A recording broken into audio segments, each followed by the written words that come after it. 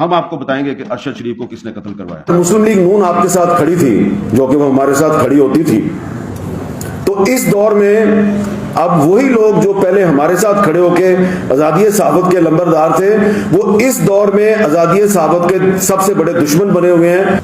उन दोनों को इकट्ठा करके एक बहुत ही खतरनाक किस्म का, खूनख्वार किस्म का कानून जो है उसका मुसद्दा इस हुकूमत ने तैयार किया। तो पता चला कि इन पर यह इल्जाम है कि इन्होंने जनरल कमर जावेद बाजवा के जो एसेट्स हैं उसके बारे में कोई खबर दी है।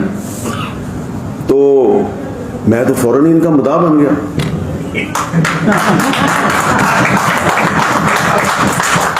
तो मैं इनसे उस वक्त तक मिला नहीं था, लेकिन फिर जब मैंने अपने तौर पर पता किया, इधर से पूछा उधर से पूछा, थोड़ी सी इन्वेस्टिगेशन की, कंफर्म नहीं हो रहा था कि खबर इन्होंने दी है या नहीं दी।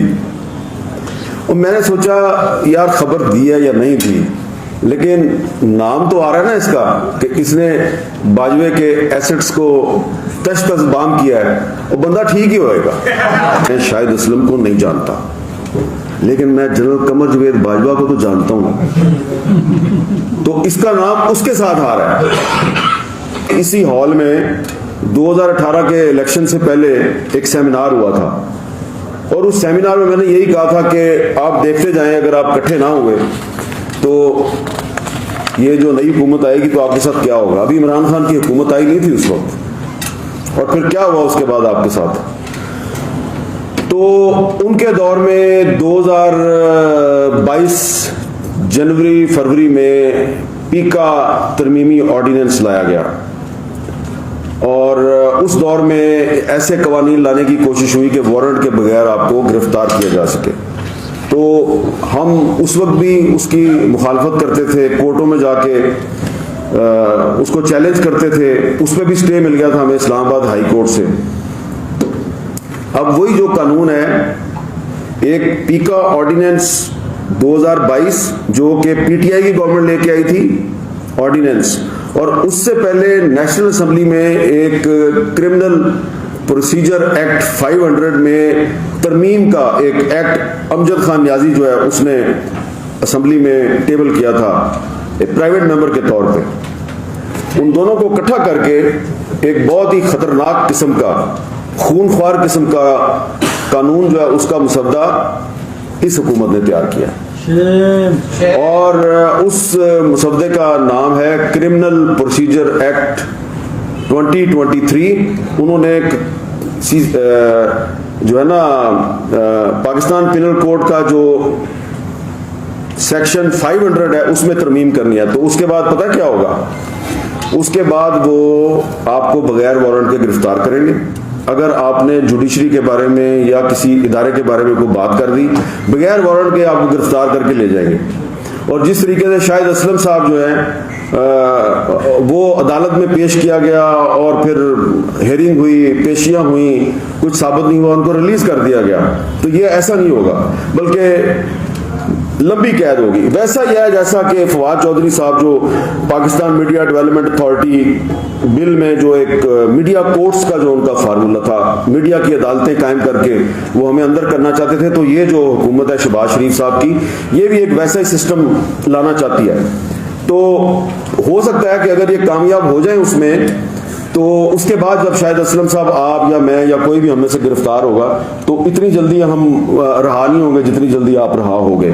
लेकिन उसके लिए आपको ज़हनी तौर पे तैयार रहने की जरूरत है, और उसके लिए आपको सवाल उठाते रहना चाहिए। लेकिन इसमें एक प्रॉब्लम आ रहा है, मेरा प्रॉब्लम है, पता नहीं आप मुझसे इत्तेफाक करते हैं या नहीं करते।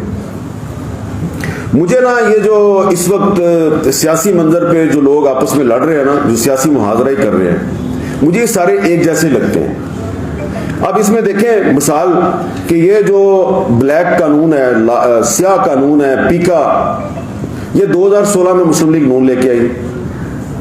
उसके बाद इसका जो तरमीमी ऑर्डिनेंस है, पीका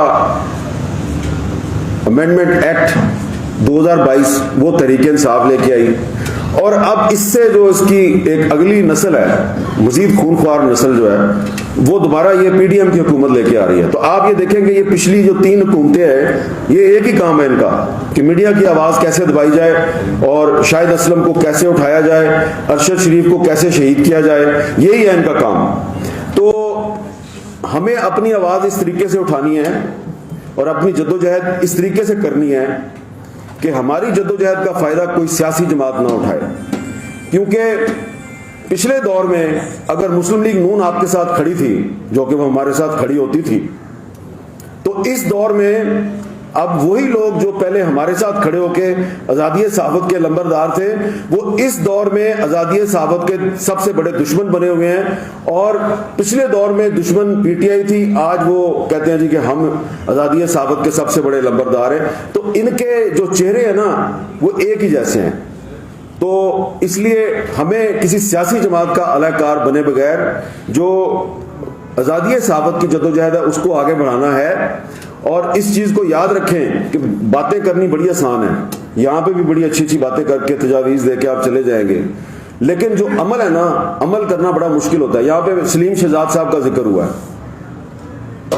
शायद आपको ना पता हो, सलीम शहजाद साहब के केस में इस्लामाबाद पुलिस का एक एएसआई था जिसने इंक्वायरी की थी, जिसने जाके डेड बॉडी को रिकवर किया और उसके बाद वो असल जो कातिल थे जिन्होंने इसको यहाँ से उठाया, किस गाड़ी में उसको लेके कहाँ पे गए, वहाँ पे फिर क्या हुआ, फिर वहाँ से कौन सी गाड़ी में उसको कहाँ लेके गए, सारी उस बंदे ने इन्वेस्टिगेशन की। उसको इतना विक्टिमाइज किया गया और वो खामोशी के साथ वो विक्टिमाइजेशन बर्दाश्त करता रहा। 1-2 आपके साथी जो हैं उनको पता था, हम उस बेचारे की कुछ ना कुछ मदद करने की कोशिश करते रहे, लेकिन जाहिर बात है उस इस्लामाबाद पुलिस उसके साथ खड़ी नहीं होती थी, ना एसएसपी ना आईजी, कोई उसके साथ खड़ा नहीं होता था। अल्टीमेटली उसको नौकरी से निकाल दिया गया और अब वो बेरोजगार है। तो यहाँ पे बात करना बड़ा आसान है, हम हक को सदाकत के अलंबरदार, हम ये कर देंगे, हम वो कर देंगे, लेकिन जब कोई खड़ा होता है ना, तो शाहिद असलम साहब आप खुशकिस्मत हैं कि आपके साथ बहुत से लोग आपके पीछे खड़े हैं। हर किसी के साथ बंदा खड़ा नहीं होता, इसलिए उतनी ही बात करें जितनी आप निभा सकते हैं। और आने वाला वक्त जो है वो बहुत इससे ज्यादा सख्त होगा। मैंने आपको याद करवा रहा हूं, बहुत से लोग जो हैं यहाँ मौजूद थे 2018 के इलेक्शन से पहले। इसी हॉल में फजलुर रहमान भी बैठा हुआ था, मौलाना फजलुर रहमान साहब भी बैठे हुए थे, शिबली फराज भी यहाँ पे बैठे हुए थे, परवेज रशीद साहब भी बैठे हुए। सबके सामने मैंने कहा था कि बहुत सख्त वक्त आने वाला है। अब जो इसके बाद वक्त आएगा ये उससे भी ज्यादा सख्त होगा, उससे भी ज्यादा सख्त होगा। और इसलिए मैं बार बार आपसे कह रहा हूं कि बातें करनी बड़ी आसान है, लेकिन खड़ा होना जो है वो बड़ा मुश्किल है। इसलिए अपने आप में हौसला पैदा करें। आप जो है ना, ये इस वक्त जिन लोगों से आपका मुकाबला है उनको सिर्फ एक ही बात कहनी है कि ये लोग क्या जनरल ज़ियाउल हक से बड़े बदमाश हैं या ये परवेज मुशर्रफ से बड़े बदमाश हैं। तो सिर्फ आपको शाहिद असलम जैसा हौसला चाहिए, और अगर आपके पास शाहिद असलम जैसा हौसला हो तो आप ये जो बगैर वर्दी के ज़ियाउल हक और परवेज मुशर्रफ हैं, आप इन सब का मुकाबला कर सकते हैं। एक बात मैं ज़रूर कहना चाहता हूँ आखिर में, और बड़ी आजिज़ी के साथ ये बात करूँगा। यहाँ पे बड़ी बहुत सी तजावीज़ दी गई हैं, उसमें से एक तजवीज़ ये भी है कि कमेटी बना लें, उस कमेटी को ये टास्क सौंप दें। कमेटियाँ तो बहुत सी बनती रही हैं, एक कमेटी का तो मैंने भी जिक्र किया, इशफाक साजिद वाली कमेटी। देखें यहाँ पे एक कमेटी जो है वो मतीउल्लाह जान साहब पे जो 2017 में अटैक हुआ था उसकी भी बनी थी। वो पीछे बैठा हुआ मेरा दोस्त मुबारक ज़ेब, उसको देख के मुझे याद आया। तो मुबारक ज़ेब साहब उस वक्त थे प्रेसिडेंट थे RIUJ के, तो इन्होंने एक हमें टास्क दिया था। तो अगर किसी को नहीं पता तो मैं ये भी बताना चाहता हूँ कि उस कमेटी के जो मेंबरान थे, ख़ास तौर पे सगीर चौधरी और कल्बे अली, उनके साथ बहुत ज़्यादा